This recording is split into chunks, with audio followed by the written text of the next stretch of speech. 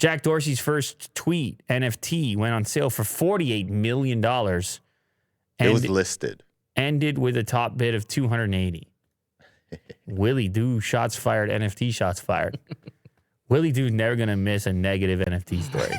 Yeah, I'm going to catch it. This guy's like... I know about it. He's like NFT vigilante. Yeah. Shots fired. But I don't do anything about it. I just report Crypto it. entrepreneur Sina Estavi bought Twitter founder Jack Dorsey's first ever tweet as an NFT for $2.9 million last year.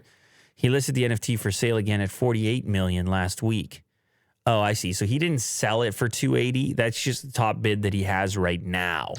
Yes, but just a quick update. I think it went up a little bit to $500. Okay. Almost $500. All right. Well, it's still... Based on OpenSea. It's still nowhere near the millions. Mm-hmm. The $2.9 million that was paid for it. The deadline I set was over, but if I could get a good offer, I might accept it. I might never sell it. I mean, he doesn't need to sell it either. Right. No.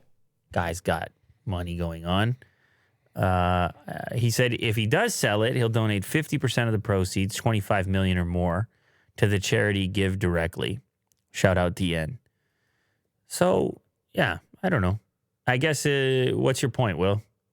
NFTs suck? Is that what you're trying to say? Yeah, I mean, the guy bought it for $2.9 million. Yeah. And then, like, what is it worth now?